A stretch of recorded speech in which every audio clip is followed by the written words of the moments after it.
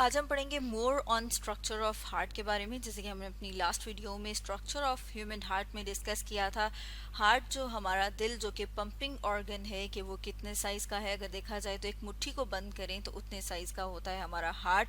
उसकी लोकेशन को हमने डिस्कस किया था कि कहाँ पर मौजूद होता है, हमारी चेस्ट बोन के पास, लाइकली लेफ्ट साइड पे।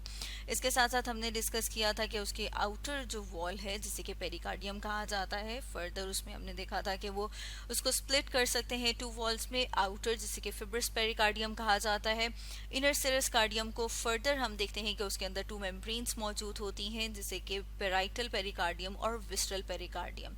इसके साथ साथ हमने हार्ट के वॉल्स की बात की थी कि हार्ट की कितनी वॉल्स हैं, 3, एपिकार्डियम, मायोकार्डियम और एंडोकार्डियम, और इनके फंक्शन को डिस्कस किया था।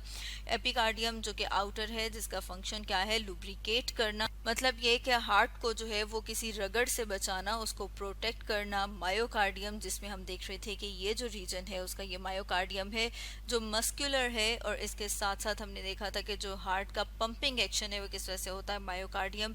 और एंडोकार्डियम जिसमें हमने देखा था कि सिंपल स्क्वेमस एपिथेलियम किसके ऊपर प्रेजेंट है, कनेक्टिव टिश्यूज के ऊपर, ताकि जो ब्लड है, जो खून है जिसको हमारा हार्ट पंप करता है, वो उसके अंदर स्टिक ना करे और जमे ना। इसके बाद हमने डिस्कस किया हार्ट के चैम्बर्स को कि कौन से कितने चैम्बर्स हैं, 4 चैम्बर्स हैं जिसमें आर्ट्रियम, राइट और लेफ्ट आर्ट्रियम, और राइट और लेफ्ट वेंट्रिकल, जिसमें हमने देखा कि जो आर्ट्रिया है वो स्मॉल है और इसकी जो वॉल है वो थिन होती है, पतली होती है अगर उसको कंपेयर किया जाए वेंट्रिकल से। तो अभी हम डिस्कस करेंगे कि एट्रिया के अंदर, मतलब ये कि जो दो एट्रिया को वॉल सेपरेट करी है उसे क्या कहा जाता है, उसे कहा जाता है इंटर एट्रियल सेप्टम। जैसे कि यहाँ पर हम देख रहे हैं डायग्राम में कि ये दो एट्रिया, जिसमें जो राइट साइड पे एट्रिया मौजूद है उसे राइट आर्ट्रियम, लेफ्ट साइड पे जो मौजूद है उसे लेफ्ट आर्ट्रियम कहा जाता है। इनको जो वॉल सेपरेट करी है वो क्या है, क्योंकि हम देखते हैं कि जो ह्यूमन है उसमें कंप्लीट 4 चैम्बर्स मौजूद हैं। तो ये किस तरह से चैम्बर्स हैं, क्योंकि एक वॉल दीवार इनके दरमियान मौजूद है, क्योंकि ये एट्रिया के दरमियान मौजूद है इसलिए इसे कहा जाता है इंटर एट्रियल सेप्टम। इसी तरह से जो चैम्बर्स हैं जो कि हम देख रहे हैं, जो लार्जर हैं, बड़े हैं, जिनकी वॉल को अगर देखा जाए तो वो थिक है। वेंट्रिकल उनको भी इसी तरह से, जो राइट साइड का वेंट्रिकल है उसे राइट वेंट्रिकल और जो लेफ्ट साइड पे उसे कहेंगे लेफ्ट वेंट्रिकल। अब इनके दरमियान भी क्या मौजूद है, इनके दरमियान भी सेपरेशन है, मतलब ये कि दोनों वेंट्रिकल एक दूसरे से अलग अलग हैं ताकि ऑक्सीजनेटेड और डीऑक्सीजनेटेड ब्लड जो है वो मिक्स ना हो। जैसे कि हमने बात की थी कि राइट साइड पे ब्लू कलर क्या शो कर रहा है कि इसके अंदर डीऑक्सीजनेटेड ब्लड है। डीऑक्सीजनेटेड मतलब ये कि वो जिसमें ऑक्सीजन की मिकदार कम है। इसी तरह से लेफ्ट साइड पे जो ब्लड होगा वो ऑक्सीजनेटेड ब्लड। ऑक्सीजनेटेड ब्लड क्योंकि जो लेफ्ट आर्ट्रियम है वो ब्लड को रिसीव करता है, मतलब ये कि उसमें ब्लड कहाँ से आता है, लंग्स से, और उसमें ऑक्सीजन की कंसंट्रेशन मिकदार ज़्यादा होती है तो उसे क्या कहेंगे, ऑक्सीजनेटेड ब्लड। तो हम देख रहे हैं कि एक वेंट्रिकल में क्या मौजूद है, ये यहाँ पर जो मौजूद है वो डीऑक्सीजनेटेड और इस साइड पर ऑक्सीजनेटेड ब्लड।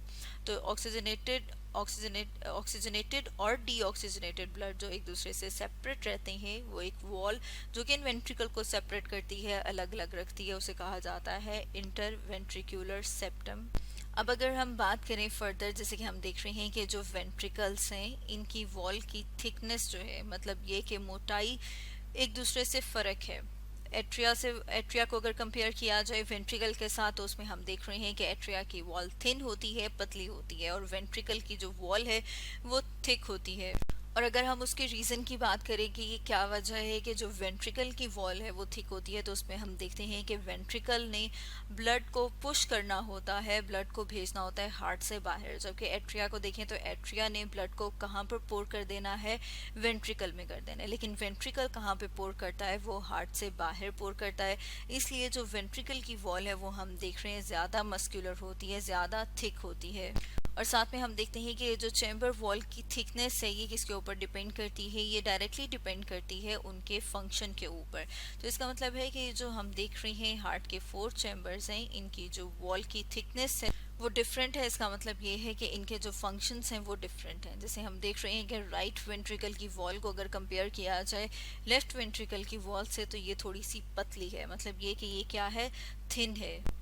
और जो हम देख रहे हैं लेफ्ट वेंट्रिकल की वॉल वो हम देख रहे हैं कि थिक है, किससे, राइट वेंट्रिकल से।